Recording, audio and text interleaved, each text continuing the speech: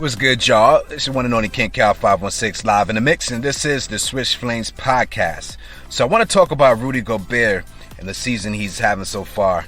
And I want to preface this with the understanding of knowing that this is an 82-game NBA season, and the season is long. The Utah Jazz star center Rudy Gobert is having an interesting season so far. Through 5 games, he's averaging about 17.8 points a game. He's shooting the ball at an incredible 72.5% field goal percentage. I mean, we know most of Rudy Gobert's points come at the basket, so that goes without saying, right? And then what is interesting, and the key thing I want to focus on here is that he's averaging about 18 rebounds a game at the moment, which is insane, and we haven't seen that in such a long time. All right, so the last, just put this in perspective, the last player, and I would compare Rudy Gobert to probably who most considered in the modern era of the NBA the best rebounder, Dennis Rodman.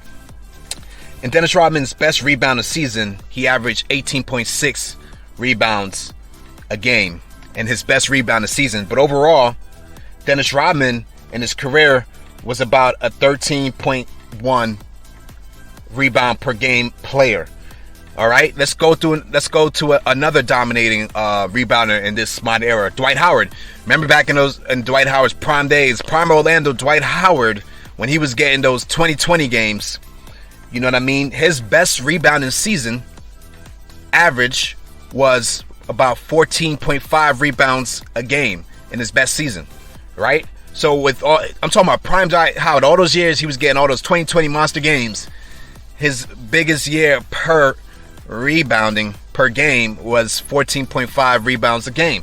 And so we got to put this in perspective. In the modern era, we don't see a lot of guys getting these monster rebounds like the all-time greats in rebounding, who we will get to in a second.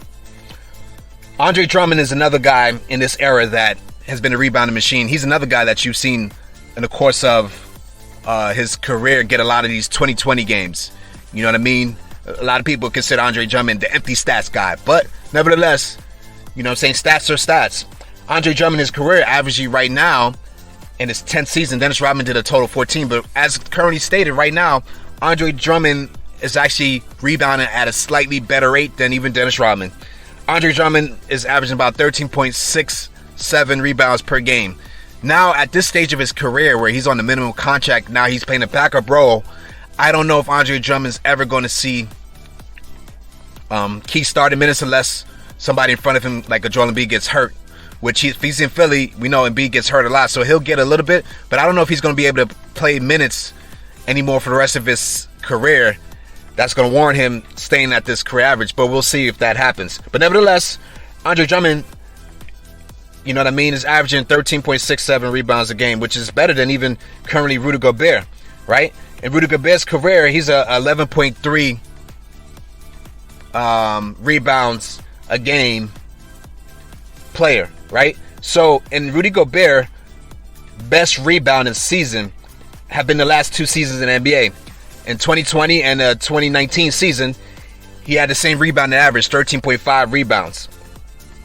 And so right now, it's still early in the season. We got a long season. It's going to be hard for Rudy Gobert to keep this rate, but it's still impressive that through these first 5 games, and the Jazz just lost last night, and he had 19 rebounds, 17 points in 32 minutes.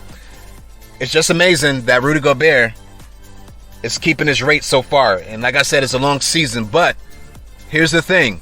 If Rudy Gobert can keep this up and average around 18 rebounds per game and average around 18 points per game, the only thing I would probably sit there and say as well, right now, he's only averaging 1.2 blocks, which is his lowest average since his rookie year when he averaged 0.9. But his rookie year, he was only averaging like 10 minutes a game, right? So that would be his lowest. Every other year he's been in the league, he's averaged at least 2 blocks per game. So history will show us that most likely the blocks will go up and the rebounds will come down. But if Rudy Gobert can keep close to this level of rebounding, and the Jazz, who most likely will finish probably top 3 seed in the West, believe it or not, that will probably put more likely Rudy Gobert in contention for league MVP over Donovan Mitchell, who is the Jazz best player. Donovan Mitchell may be the best player, but if Rudy Gobert keeps at this number, he'll get more MVP vote consideration, because this rebounding rate has not been seen. Now, historically, the best rebounders were in the 60s with Will Chamberlain. Bill Russell used to duke it out. Those guys, Will Chamberlain, there's nobody like Will Chamberlain, right? Will Chamberlain was averaging 22.8 rebounds per game over the course of his career, while Bill Russell was right behind him at 22.4. Now, if you look at all-time best rebounding seasons, these guys, between those two guys, most of the seasons fall under their belts. It's pretty insane in the grand scheme of things. And you know what I mean? Even that one season we talked about earlier with Dennis Rodman having an 18.6, averaging 18.6 for the season, that even cracked the top 30 of best rebounding years. So that goes to show you that some of these older players, they dominated the boards back in the day. The best rebounders ever were definitely Will Chamberlain and Bill Russell. Then you have some other monsters that were good at rebounding, not quite as good as those guys, but you had guys like Nate Thurman and Jerry Lucas. Those guys were phenomenal rebounders as well. Bob Pettit.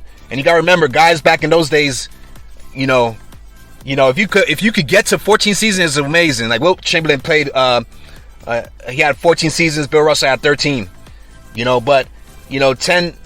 Most of these guys would, they're averaging like 11, 12, 13, or 14 years in the league. Because remember, for most of these guys, they were going to college for 4 years, so they weren't even getting to the pros till like 22.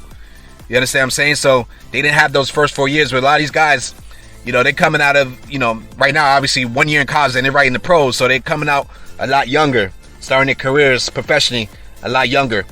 But now, so with that said, Rudy Gobert definitely has something special he can do here.